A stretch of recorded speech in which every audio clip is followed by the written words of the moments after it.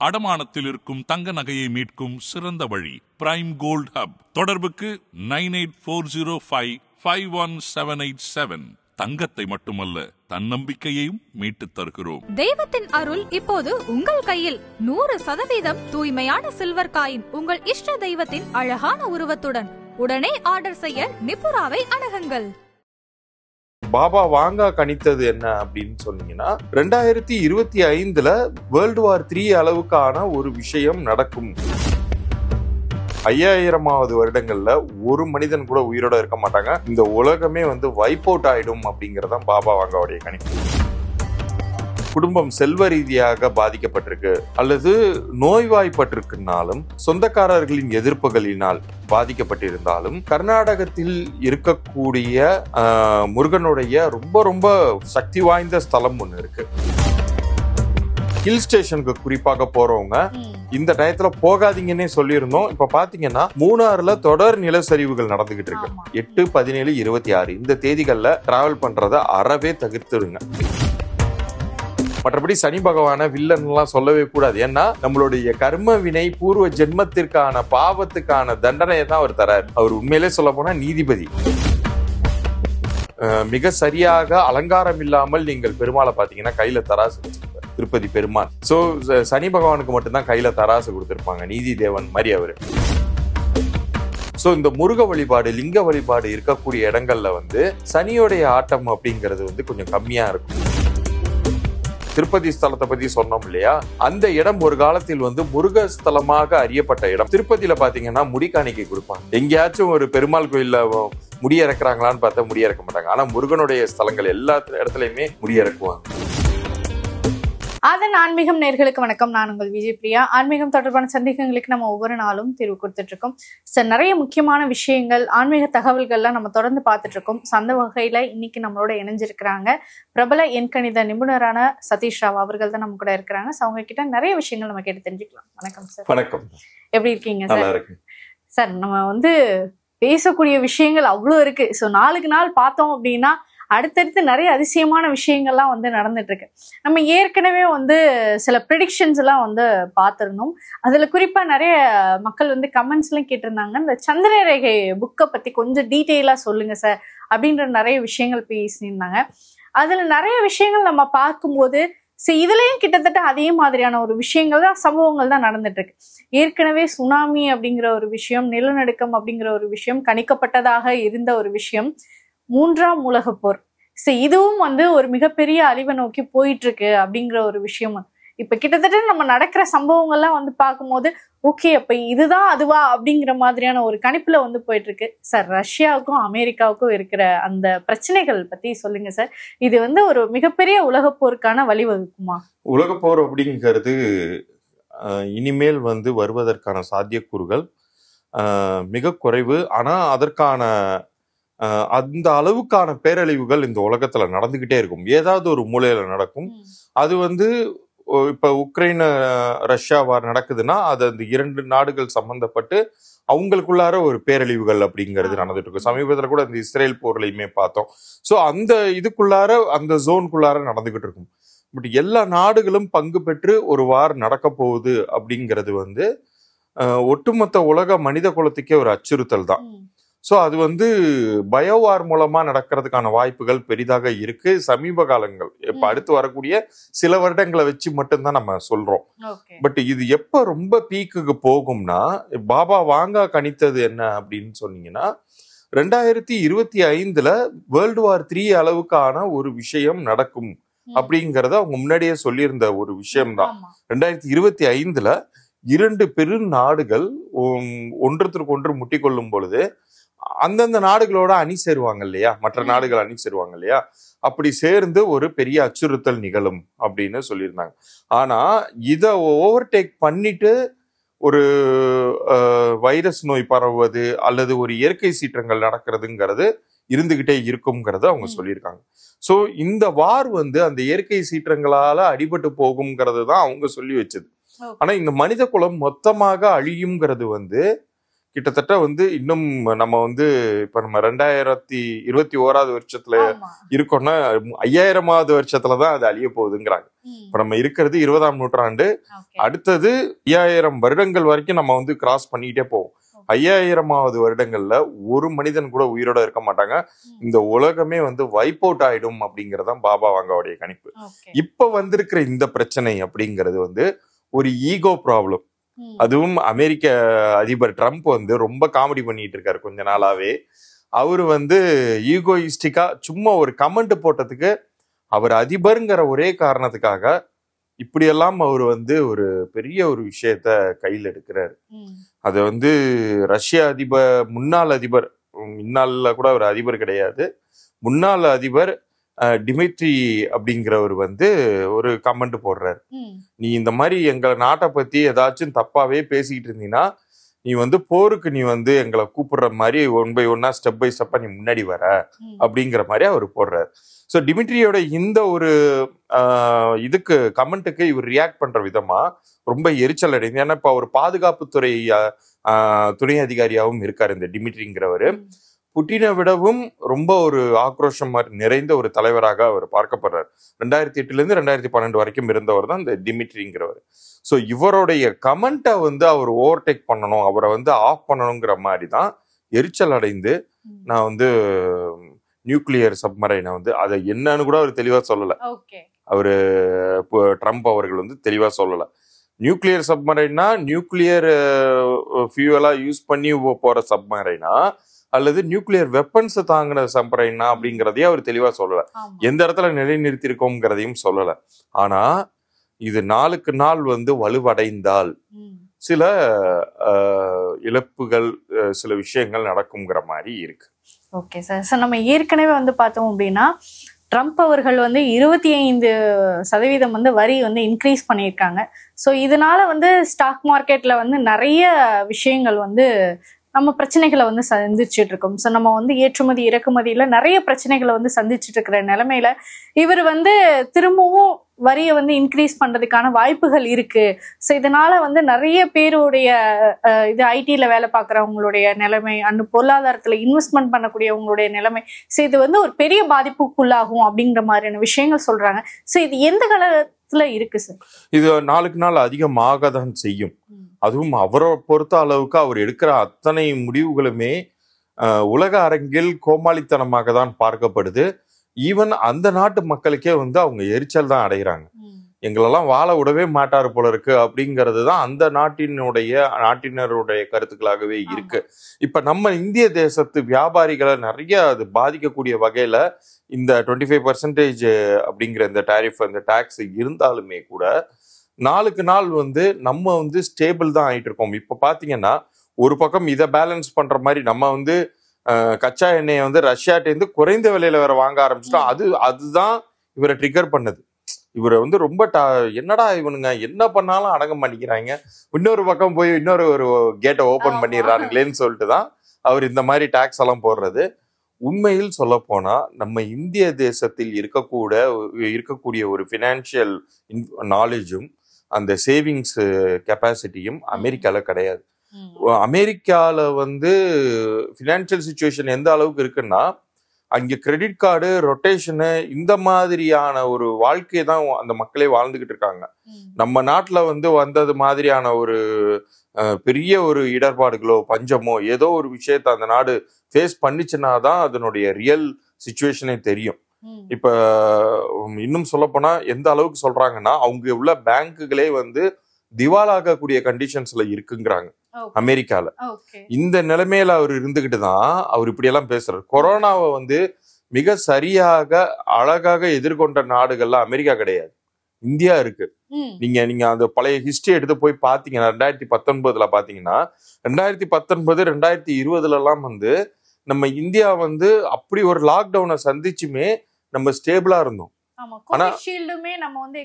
ஆமா, ரொம்ப ரொம்ப ஸ்டேபிளான ஒரு நாடாக இருந்துச்சு. அமெரிக்காவால தாக்கு பிடிக்க முடியல. நிறைய பேர் வந்து கொரோனானால இறந்தாங்கன்னா நிறைய பேருக்கு வேலை வாய்ப்புகள் இல்லாமலும் பினான்சியலா வந்து டவுன் ஆனதுனாலையும் சூசைட் பண்ணிக்கிட்டு அங்கெல்லாம் பாத்தீங்கன்னா மனிதர்கள் பைத்தியம் ஆயிடுவாங்க. கையில துப்பாக்கி எடுத்துட்டு வந்து காலேஜ் உள்ளார போய் பசங்களை சுடுறது, தன்னையே தானே சுட்டுக்கிறது, இந்த மாதிரி நிகழ்வுகள் வந்து சர்வசாதாரணமாக அமெரிக்கால நடக்கும். ஸோ இப்படிப்பட்ட ஒரு ரொம்ப ஒரு ஃப்ரெஜைலான ஒரு கல்லு பட்டா கூட டக்குன்னு தெரிச்சிடுற அளவுக்கு இருக்கக்கூடிய ஒரு நாடு உதார் விடுறதுல வந்து அமெரிக்கா வந்து பெரிய ஒரு வேலையை பார்த்துக்கிட்டு இருக்கு இன்னைக்கு. அதுவும் ட்ரம்ப் ஒருத்தர்னால நம்ம அந்த நாட்டையே மொத்தமாக குறை சொல்ல வேண்டிய நிலைமையில இருக்கோம். அவரு எவ்வளவு டாக்ஸ் போட்டாலுமே நமக்கு அதனுடைய பாதிப்பை ஃபேஸ் பண்ணக்கூடிய அளவுக்கு நிறைய ரூட்ஸ் இருக்கு. ஸோ இந்திய தேசத்தை வந்து அவர் வந்து அசைச்சு பார்க்கணும்னு நினைச்சாருன்னா அது முடியவே முடியாத ஒரு விஷயம். நம்ம அதை பத்தி பயப்படவே தேவையில்லை. ஓகே சார், ஒரு தனிநபர் அடிக்கடி சொல்ற ஒரு வார்த்தை, நான் சும்மா இருந்தாலும் என்னை தேடி வந்து பிரச்சனை வருது அப்படின்னு சொல்லுவாங்க. அதே மாதிரிதான் கிட்டத்தட்ட எனக்கு தெரிஞ்சு இந்தியாவுக்கும் அதே நிலைமையில தான் இருக்கு. நம்ம ஆல்ரெடி நம்ம சும்மா இருந்தாலும் பாகிஸ்தான்காரவங்க வந்து நம்மளை வந்து அட்டாக் பண்ணனால ஒரு மிகப்பெரிய பிரச்சனையை வந்து சந்திச்சு, இப்ப நம்ம சும்மா இருந்தாலும் அமெரிக்காக்காரர் வந்து நம்ம கிட்ட பிரச்சனை பண்றாங்க. சரி, இது என்ன மாதிரியான ஒரு காலகட்டத்துல இந்தியா இருக்கு சார்? இந்தியாவுடைய இப்போ ஒரு சூழ்நிலை எப்படி இருக்கு? இப்போ வந்து கிரகங்கள் ரீதியாக பார்த்தால் எப்போதுமே குருவோடைய வீட்டுல சனி வரும்போது ஒரு ஒரு ஆட்டம் ஆடும். ஒரு பேயாட்டமோ ஒரு சந்திரமுகியா மாதிரி ஒரு ஆட்டத்தை வந்து அது காமிக்கும். இப்ப இந்த நவம்பர் 27 வரைக்குமே அது மாதிரியான சூழ்நிலைங்கிறது ரொம்ப அதிகப்படியாக இருக்கும். சனி வக்ர நிலையில வேற இருக்காரு. அதனுடைய ஸ்ட்ரென்த் வந்து வேற மாதிரி வேலை செய்யும். ஸோ இது வந்து அடுத்த 2.5 வருடங்கள் வரைக்குமே மீனத்துலதான் சனி இருக்க போறாரு. அதுல ரொம்ப ஒரு டென்ஷன்ஸ் ஸ்ட்ரெஸ் லெவல் அதிகமா கிரியேட் பண்ணக்கூடியது இந்த நவம்பர் 27 வரைக்குமான காலகட்டம். இந்த காலகட்டத்துல இயற்கை பேரிடர் ஆகட்டும், இது போன்ற அந்நிய நாடுகளின் எதிர்ப்புகள், சதிகள், இதுலெல்லாம் நம்ம வந்து அஃபெக்ட் ஆகுறதுங்கிறது வந்து ஒரு இயற்கையான ஒரு விஷயம்தான். ஆனா இந்த காலகட்டத்தை நம்ம வந்து ரொம்ப எளிதாக கடக்க முடியும். அதுலயும் குறிப்பாக தமிழ்நாட்டை பொறுத்த அளவுக்கு நம்ம வந்து பெரிய பயம் கொள்ள தேவையில்லை. ஆனா இந்திய அளவுல பாத்தீங்கன்னா நிறைய தலைவர்கள் வந்து பதவி இழப்பதும், நிறைய ஊழல்களால் சில விஷயங்கள் கொணரப்படுவதும் இதெல்லாமே நடக்க போகுது. இதெல்லாம் நம்ம உள்நாட்டு அளவுல. வெளிநாடுகளால் நம்ம எந்த அளவுக்கு பாதிக்கப்படுறோம் அப்படின்னு பாத்தீங்கன்னா நம்ம எளிதாக கடந்து விட முடியும். இப்ப இந்த பாகிஸ்தான் வாரே நம்ம எல்லாரும் என்ன நினைச்சாங்க, பயந்தாங்க. இதுவே வேர்ல்டு வார் 3 மாறிடுமோங்கிற லெவலுக்கு ஒரு அச்சுறுத்தல் பயம்லாம் இருந்துச்சு. நமக்கு சப்போர்ட்டா ரஷ்யா இருந்துச்சு, பாகிஸ்தானுக்கு சப்போர்ட்டா யுஎஸ் வந்துச்சு. யுஎஸ் டபுள் கேம் விளையாண்டுச்சு. நான் வந்து நிறுத்த போறேன்னு சொல்லிட்டு அவங்களுக்கு ஆயுதங்கள் சப்ளை பண்ணிக்கிட்டு இந்த மாதிரிலாம் இருந்துச்சு. பட் எவ்வளோ அழகா நம்ம டிப்ளமேட்ஸ் அதை ஃபேஸ் பண்ணி வந்தாங்க. அந்த மாதிரி நம்ம இந்திய தேசம் இந்த 2025ங்கிறது செவ்வாயின் ஆதிக்கத்துல இருக்கு. முருகப்பெருமானுடைய எண். நம்ம இந்திய தேசமே இன்னைக்கு வந்து முருகப்பெருமானை கொண்டாடிக்கிட்டு இருக்காங்க. இன்னைக்கு கவனிச்சு பாத்தீங்கன்னா சிவ வழிபாடு எந்த அளவுக்கு வீரியமாக இருந்ததோ நம்ம தேசத்துல நாளுக்கு நாள் வந்து முருக வழிபாடு ரொம்ப அதிகமாயிட்டே இருக்கு. இதுல வந்து கர்நாடகால வந்து ரொம்ப ரொம்ப ஃபேமஸ். இப்ப இந்த நிகழ்ச்சியின் மூலமாக ஒரு விஷயம் சொல்லிக்கிறேன். இப்ப ஏதாவது ஒரு குடும்பம் ஒரு இந்த கால சூழ்நிலை சரியில்லாத கால சூழ்நிலையில தங்களுடைய குடும்பம் செல்வ ரீதியாக பாதிக்கப்பட்டிருக்கு, பினான்சியலா பாதிக்கப்பட்டிருக்குனாலும், அல்லது நோய்வாய்ப்பட்டிருக்குனாலும், அல்லது சொந்தக்காரர்களின் எதிர்ப்புகளினால் பாதிக்கப்பட்டிருந்தாலும், கர்நாடகத்தில் இருக்கக்கூடிய முருகனுடைய ரொம்ப ரொம்ப சக்தி வாய்ந்த ஸ்தலம் ஒண்ணு இருக்கு. அந்த இடத்துக்கு அவங்க போயிட்டு வரணும். லிங்காயத் கம்யூனிட்டி அப்படிங்கிறதே வந்து முருகனை வழிபடக்கூடியவர்கள் அவர்கள். அது வந்து கர்நாடகத்தை சேர்ந்த ஒரு சமூகம். அவங்க பெங்களூரை சேர்ந்தவங்க. இது பெங்களூர்ல ரொம்ப அதுக்கான அமைப்பு ரொம்ப வெளிப்படையாக தெரியும். ரொம்ப இன்டீரியரா போனீங்கன்னா கர்நாடகா முழுக்கவே பாத்தீங்கன்னா முருக வழிபாடு எந்த அளவுக்கு நிறைய இருக்கு அப்படிங்கிறத புரிந்து கொள்ளலாம். சோ இந்த மக்கள் வந்து அது மாதிரியான ரொம்ப ஒரு வீரியமிக்க ஒரு முருகனுடைய ஸ்தலங்களுக்கெல்லாம் சென்று வரும் பொழுது அவர்கள் காப்பாற்றப்படுவார்கள். நம்ம தமிழ்நாட்டை பொறுத்த அளவுக்கு எப்போதுமே திருச்செந்தூர் அப்படிங்கிற ஒரு இடத்துக்கு நம்ம போயிட்டு வந்திருப்போம்.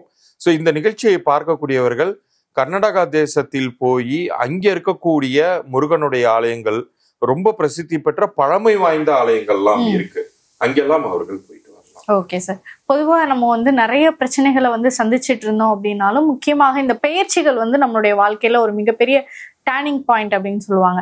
இப்ப இந்த வக்ர பயிற்சி கிட்டத்தட்ட ஜூலை 16ஆம் தேதி ஆரம்பிச்சிச்சுன்னு நினைக்கிறேன். நவம்பர் 26ஆம் தேதி வரைக்கும் இருக்கு.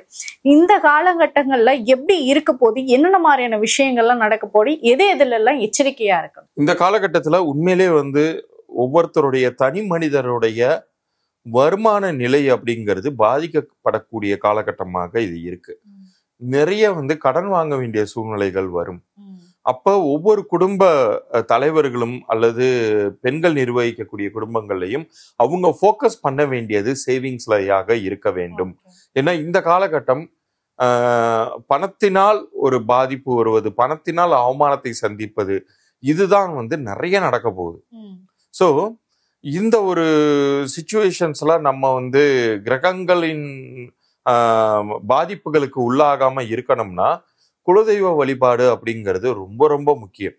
குலதெய்வ வழிபாடுங்கிறது செய்யும் பொழுது ஓரளவு நம்ம காப்பாற்றப்படுவோம். ஓரளவு நான் ஏன் இந்த இடத்துல நம்ம சொல்றோம்னா, நிறைய பேர்னால அதை செய்யவே முடியாது, செய்ய விடாது.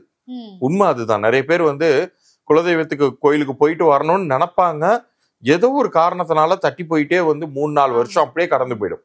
ஸோ அந்த குடும்பங்கள் பார்த்தீங்கன்னா சோதனை மேல சோதனை, அடி மேல அடி விழுந்துகிட்டே இருக்கும். அது இந்த வருஷம் இன்னும் அதிகமாகவே இருக்கும். இன்னும் ஸ்பெசிஃபிக்கா சொல்லணும்னா ஃபினான்ஷியலா அது அதிகமா இருக்கும். அடுத்ததாக விபத்துகள் நிறைய நடக்கும். விபத்துகளினால் தங்களுடைய உறவினர்களை இழப்பது, தங்களுடைய குழந்தைகளை பசங்களை இழக்கிறது. இந்த சமீபத்துல கூட அந்த விமான விபத்தை பார்த்தோம். இந்த அகமதாபாத் விமான விபத்துல 80 வயது முதியவருடைய பையன் அவர் இறந்து போறாரு. 80 வயசு பெரியவர் உயிரோட இருக்காரு.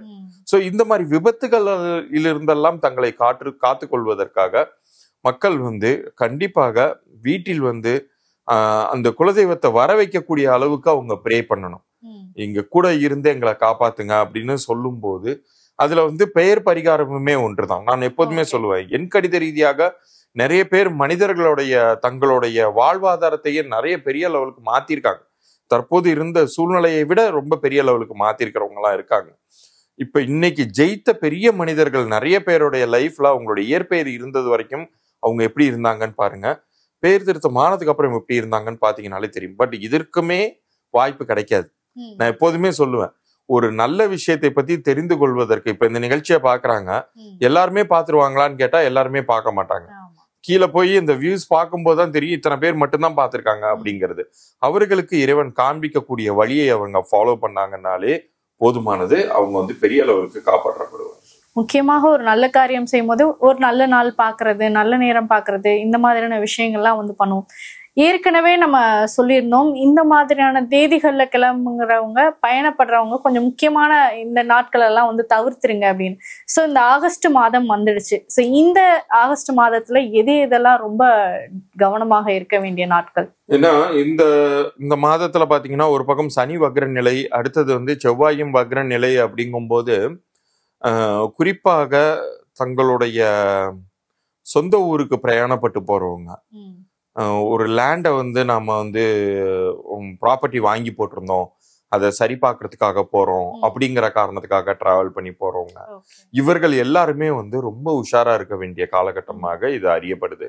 ரெண்டாவது, ஒரு லாங் டிராவலா சில பேர் பாத்தீங்கன்னா ஒரு ஹாலிடேஸ்க்காக போவாங்க. நம்ம ஏற்கனவே இதை இன்னொரு நிகழ்ச்சியில கூட நம்ம இதே ஆதன்ல பேசியிருக்கோம். ஹில் ஸ்டேஷனுக்கு குறிப்பாக போறவங்க இந்த டயத்துல போகாதீங்கன்னே சொல்லியிருந்தோம். இப்ப பாத்தீங்கன்னா மூணாறுல தொடர் நிலச்சரிவுகள் நடந்துகிட்டு இருக்கு. சோ இந்த மாதிரியான ஒரு ஹாலிடே ஸ்பாட்ஸுக்கு டிராவல் பண்ணி போறவங்க அவாய்ட் பண்ணணும். குறிப்பாக இந்த ஒரு மழை சார்ந்த, அதாவது ரெயின்ஃபால் அதிகம் இருக்கக்கூடிய ஹில் ஸ்டேஷன்ஸ்க்கு போறவங்க அதை அவாய்ட் பண்ணணும் அப்படிங்கிறத நம்ம சொல்லுவோம். இப்ப கொஞ்ச நேரத்துக்கு முன்னாடி நீங்க கேட்கும் போது கூட இப்ப இருக்கக்கூடிய பாதிப்புகள், இந்த கிரக சூழ்நிலைகள் பாதிப்புகள் விபத்துனால கூட நிகழும்னு நான் சொல்லியிருந்தேன். இந்த விபத்தெல்லாம் காரணமாக இருப்பது இந்த டிராவலை பேஸ் பண்ணி தான். ஸோ டிராவல் பண்றதுங்கிறத இப்ப நான் சொன்ன ரீசன்ஸ்க்காக டிராவல் பண்ணும்போது 8 தேதிகளை தவிர்த்துக்கோங்க. 8, 17, 26 இந்த தேதிகள்ல டிராவல் பண்றத அறவே தவிர்த்துருங்க. வேற வழியே இல்லைன்னா நீங்க வீட்டுல சாமி கும்பிட்டுட்டு ஒரு 3 பேருக்காச்சும் அன்னதானம் வாங்கி கொடுத்துட்டு, சாப்பாடு வாங்கி கொடுத்துட்டு, தேவைப்படுபவர்கள் வாங்கி கொடுத்துட்டு நீங்க போங்க. அல்லது நீங்க ஊருக்கு போற வழியிலேயே கூட வறியவர்களுக்கு நீங்க ஏதாச்சும் உணவு தானமோ நீர் தானமோ கொடுத்துட்டு கூட அந்த டிராவலை கன்டினியூ பண்ணலாம். இது மாதிரி செய்யும் போது பெரிய அளவுக்கு பாதிப்புகள் வராம காப்பாற்றலாம். சார் என்ன காரணம் சார் அந்த 8 அப்படிங்கிறது இந்த ஆகஸ்ட் மாதத்துக்கு என்ன மாதிரியான விஷயங்கள்? இந்த மாதத்தினுடைய எண்ணே 8 தான். இந்த மாதமே 8ஆம் மாதம் தான் இது. ரெண்டாவது, இப்ப சனி வந்து வக்ர நிலையில இருக்கு. அதுவும் யார் வீட்டுல இருக்குன்னு ஒரு கணக்கு இருக்கு. குருவோடைய எண் வந்து 3. இந்த 3ம் 8ம் எப்போதுமே வந்து ஒன்று சேரவே சேராது. 3ங்கிறவர் வந்து ஹீரோன்னு வச்சுக்கோங்க, 8ங்கிறவர் வந்து வில்லன் வச்சுக்கோங்க. நான் புரியறதுக்காக சொல்றேன். மற்றபடி சனி பகவான வில்லன் எல்லாம் சொல்லவே கூடாது. ஏன்னா நம்மளுடைய கர்ம வினை பூர்வ ஜென்மத்திற்கான பாவத்துக்கான தண்டனையை தான் அவர் தராரு. அவர் உண்மையிலே சொல்ல போனா நீதிபதி. நம்ம வந்து திருப்பதி பெருமாளை வந்து நிறைய பேர் போய் வணங்குறாங்க, ஒரு விமோச்சனம் கிடைக்குது இல்லையா? அவரை வந்து ஒரு சனி விமோச்சனம் கொடுக்கக்கூடிய கடவுளாகவும் பார்ப்பாங்க. மிக சரியாக அலங்காரம் இல்லாமல் நீங்கள் பெருமாளை பார்த்தீங்கன்னா கையில தராசு வச்சிருப்பார் திருப்பதி பெருமாள். சோ சனி பகவானுக்கு மட்டும்தான் கையில தராசு கொடுத்திருப்பாங்க, நீதி தேவன் மாதிரி அவரு. பட் ஆனா அதிகமாக அறியப்படக்கூடிய ஒரு அவர் எந்த விஷயத்துல அவர் ஸ்பெஷலிஸ்ட்னா தண்டனை கொடுக்கறதுல அப்படிங்கிறதுனால ஜாக்கிரதையா இருக்கணும். அதனாலதான் அவர் முழு பாபர்னு சொல்றாங்க. ஜோதிட சாஸ்திரத்துல 8ஆம் எண்ணம் வந்து முழு பாப கிரகம் அப்படிங்கிறாங்க. 3ஆம் எண்ணம் என்ன சொல்றாங்க? முழு சுப கிரகம். அவன் என்ன பண்ணாலும் ஒரு தாயுள்ளத்தோட அவனை எப்படியாச்சும் காப்பாற்றணும் அப்படின்னு நினைக்கக்கூடிய ஒரு கிரகம் வந்து 3ஆம் எண். இப்ப நம்ம வழிபட சொல்லக்கூடிய அந்த வழிபாட்டு ஸ்தலங்கள் எல்லாமே வந்து பாத்தீங்கன்னா குருவுக்கு உகந்த இடங்கள். இந்த இடங்கள்லாம் முருகனுடைய ஸ்தலமாகட்டும், ரொம்ப ரொம்ப பவர்ஃபுல்லான நம்ம நாட்டுல இருக்கக்கூடிய திட்டை அப்படின்னு சொல்லுவாங்க, தஞ்சாவூர் பக்கத்துல இருக்கு. அந்த ஸ்தலம் எல்லாம் பாத்தீங்கன்னா குருவுக்கான ரொம்ப ரொம்ப ஃபேமஸான ஸ்தலங்கள். சோ இந்த முருக வழிபாடு, லிங்க வழிபாடு இருக்கக்கூடிய இடங்கள்ல வந்து சனியோடைய ஆட்டம் அப்படிங்கிறது வந்து கொஞ்சம் கம்மியா இருக்கும். ஏன்னா நம்மளை இவங்க வந்து கைட் பண்ணிடுவாங்க, ப்ராப்பரா கைட் பண்ணிடுவாங்க. அதே மாதிரி இப்ப நம்ம அந்த திருப்பதி ஸ்தலத்தை பத்தி சொன்னோம் இல்லையா, அந்த இடமுமே வந்து ஒரு நீதி தேவனாக அந்த பெருமாள் நின்றாலுமே கூட அந்த இடம் ஒரு காலத்தில் வந்து முருக ஸ்தலமாக அறியப்பட்ட இடம். அதனாலதான் திருப்பதியில பாத்தீங்கன்னா முடிக்காணிக்கை கொடுப்பாங்க. எந்த வைணவ தலத்திலையும் முடிக்காணிக்கை கொடுத்து நீங்க பார்க்கவே முடியாது. எங்கேயாச்சும் ஒரு பெருமாள் கோயில்ல முடி இறக்குறாங்களான்னு பார்த்தா முடி இறக்க மாட்டாங்க. ஆனா முருகனுடைய ஸ்தலங்கள் எல்லா இடத்துலயுமே முடி இறக்குவாங்க. சோ அது மாதிரியான ஸ்தலங்களுக்கு போயிட்டு வரும்பொழுது இந்த 8ஆம் எண்ணினுடைய பாதிப்பு கம்மியாகும். அந்த காரணத்தினாலதான் இந்த 8ங்கிறது பனிஷ்மெண்ட் கிரகமா இருக்கிறதுனால எல்லாரும் கொஞ்சம் பயப்படுறாங்க. அதுதான் ரீசன். நீங்க கேட்ட கேள்விக்கு இந்த 8ங்கிறது வந்து நம்ம பாதிச்சிருமோ அப்படின்னு சொல்லி தப்பு பண்ணவங்க கண்டிப்பா பயப்படுவாங்க. இப்ப நம்ம இந்த ஜென்மத்துல நல்லது தானே பண்ணிக்கிட்டு இருக்கோம், நமக்கு ஏன் பாதிப்பு வருதுன்னா நம்மளுடைய பூர்வ கணக்குங்கிறது வந்து நம்ம கண்களை மறைத்திடும். நமக்கு தெரியாது நம்ம என்ன பண்ணியிருக்கோம் அப்படிங்கிறது நமக்கு தெரியாது. ஸோ இந்த கிரகங்களுடைய பாதிப்புகளில் இருந்து தப்பிக்கணும்னா நம்ம வந்து இறை வழிபாடு மூலமாக மட்டும்தான் பண்ணணும். அதுலேயும் இந்த 8, 17, 26 தேதிகளில் பிரயாணம் பண்ணும்போது நமக்கான பாதிப்புகளுக்கான அடி விழுவுறதுக்கான நாளாக அது இருக்கலாம். நமக்கு இந்த கிரகங்கள் பனிஷ்மெண்ட் கொடுக்குங்கிறது சொல்லிட்டேன், அந்த பனிஷ்மெண்ட் கிடைக்கக்கூடிய நாளாக அது இருக்கலாம். அதனாலதான் அதை அவாய்ட் பண்ண சார். நீங்க சொல்லியிருந்தீங்க இப்ப 3ம் 8ம் வந்து கொஞ்சம் சிக்கலை வந்து சந்திக்கும் அப்படின்னு. சோ இப்ப இது 8வது மாசமும் போயிட்டு இருக்கு. சோ அப்படி இருக்கும்போது 3ஆம் தேதியில வந்து கூட்டியனா 3 வரக்கூடிய தேதிகள்ல பிறந்தவர்களுக்கு ஏதாவது ஆபத்துகள் இருக்கா? அவங்க எந்தெந்த விஷயங்கள்ல எச்சரிக்கையா இருக்கணும்? உண்மையிலே சொன்னா இதை ரிவர்ஸ்ல பார்க்கலாம். அதாவது 3, 12, 21, 30 இந்த தேதிகள்ல பிறந்தவர்கள் இயல்பாகவே குருவினுடைய அருள் பெற்றவர்கள். அவங்கள வந்து இறைவன் வந்து வழி நடத்தி கொண்டே இருப்பார். இப்ப இந்த நிகழ்ச்சியை பார்க்கறவங்க பெரும்பான்மையானவர்கள் அந்த தேதிகள்ல பிறந்தவர்களாக இருக்கலாம், அல்லது 9ஆம் எண் தேதிகள்ல பிறந்தவர்களாக இருக்கலாம். 9, 18, 27 இது வந்து 3ஆம் மும்மடங்காகும் போது 9ஆக மாறக்கூடிய ஒரு தன்மையை கொண்டவர்கள். அவர்களுக்குமே அந்த குருவினுடைய அருள் அப்படிங்கிறது பரிபூர்ணமாக கிடைக்கும். இவர்கள் வந்து மற்ற எண்காரர்களை கைட் பண்ணுவாங்க. இந்த டயத்துல நீ இப்படி பண்ணிடாத, இப்ப போய் இன்வெஸ்ட் பண்ணிடாத, இப்படி பண்ணும்போது நீ வந்து மாட்டுவ, அதனால ஜாக்கிரதையா இரு அப்படின்னு சொல்லி இவர்கள் தான் மற்றவர்களுக்கு பாடம் புகட்டி அவங்கள வந்து காப்பாத்தி விடக்கூடிய இடத்துல இருப்பாங்க. சோ இந்த 3, 12, 21, 30 தேதிகள்ல பிறந்தவர்கள் இந்த மாதத்தை பொறுத்த அளவுக்கு காப்பாற்றப்படக்கூடிய ஒரு எண்களாக அறியணும். Okay sir. இப்ப மற்ற நாங்கெல்லாம் என்ன சார் பண்றது? எங்களுக்கெல்லாம் ஏதாவது பிரச்சனைகள் வந்துச்சா அதுல இருந்து தப்பிக்கிறதுக்கு நாங்க ஏதாவது விஷயங்கள் ஃபாலோ பண்ணணுமா சார்? கண்டிப்பாக. இயல்பாகவே நம்ம இந்த காலம், நம்ம வாழ்ந்து கொண்டிருக்கக்கூடிய காலம் வந்து எந்த அளவுக்கு அன்சர்டைனா இருக்குங்கிறத நம்ம பாக்குறோம். நாளுக்கு நாள் என்னைக்கு எப்ப யாருக்கு வேலை போகும்னு தெரியாத அளவுக்கான ஒரு உலகத்துல வாழ்ந்துகிட்டு இருக்கோம். இப்ப கூட சமீபத்துல மிகப்பெரிய நிறுவனம் 12,000 பேரை வந்து வேலையை விட்டு தூக்குனாங்க, TCS. அது மாதிரியான ஒரு சூழ்நிலை யாருக்கு எப்ப வேணாலும் நிகழலாம். சோ இந்த மாதிரியான நிகழ்வுகளில் இருந்து தப்பிப்பதற்கும் ஒரு இப்ப நீங்க கேட்டது மாதிரி ஜனரஞ்சகமா எல்லா மக்களுக்குமே பொருந்தக்கூடிய ஒரு விஷயம்னா வந்து நிறைய உணவு தானம் கொடுப்பது மட்டும்தான் இந்த காலத்தில் வந்து உங்களுடைய குடும்பத்தையும் தனி மனிதராக உங்களையும் காப்பாற்றக்கூடிய ஒரு விஷயமாக இருக்கும்.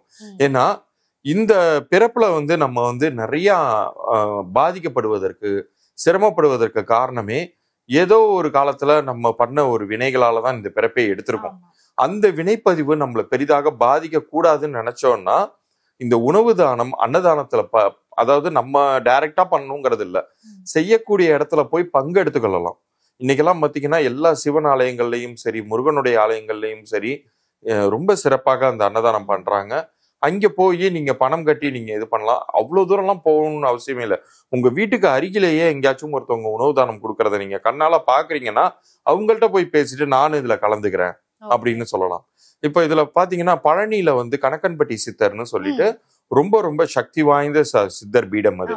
அந்த கணக்கன்பட்டி சித்தருடைய சீடர்கள் இன்னைக்கு தமிழ்நாடு முழுக்க எல்லா இடங்கள்லயும் அதை செய்ய ஆரம்பிக்கிறாங்க. இதற்கு எல்லாத்துக்கும் முன்னோடியாக வள்ளலார் ராமலிங்க அடிகளார் வந்து அணையா அடுப்புன்னே ஒரு விஷயத்த உருவாக்கி வடலூர்ல அவர் வாழ்ந்த காலத்திலிருந்து 18ஆம் நூற்றாண்டுல இருந்து இன்னைக்கு வரைக்கும் அந்த அடுப்பு வந்து எரிந்து கொண்டே இருக்கிறது. உணவு தாகத்தை அந்த வயிற்றில் எரியக்கூடிய அந்த பசி தீயை அணைத்து கொண்டே இருக்கிறது. இதை யாரெல்லாம் இந்த காணொலியை பாக்குறீங்களோ முடிந்தால் ஒரு அரிசி மூட்டையை வடலூர்ல கொண்டு போய் கொடுக்கலாம். கடலூர் பக்கத்துல இருக்கக்கூடிய வடலூர் வள்ளலார் மையத்துல கொடுக்கலாம். அப்படி இல்லைன்னா உங்க வீட்டில் அருகே இருக்கக்கூடிய ஏதோ ஒரு அன்னதானம் பண்ணக்கூடிய இடத்துல உணவு தானத்துக்கு நீங்க பங்கு கொள்ளலாம். அது செய்யும் போது இப்ப நீங்க கேட்டீங்க இல்லையா ஒரு கேள்வி, தலைக்கு வந்தது தலைப்பாகையோட போறத கண் கூட பாப்பீங்க. இப்ப இந்த நிகழ்ச்சியில வருவதற்கு சரியாக ஒரு அரை மணி நேரத்துக்கு முன்னாடி என்கிட்ட பெயர் திருத்தம் எடுத்துக்கிட்ட ஒரு கிளையண்ட் எனக்கு கால் பண்ணப்ப அவங்க சொன்னாங்க, ரொம்ப சந்தோஷப்பட்டு அவங்க வந்து சொன்னாங்க, இந்த குரல் பதிவு கூட என்கிட்ட இருக்கு. அவங்க வந்து நீங்க ஒரு விஷயம் எனக்கு கைட் பண்ணீங்க சார், வள்ளலார் மையத்துக்கு போக சொன்னீங்க. அவங்க ஊரே வந்து குறிஞ்சிப்பாடிங்கிற ஊரு. அங்க போய் அவங்க அரிசி மூட்டை கொடுத்துட்டு வந்தாங்க வடலூர்ல.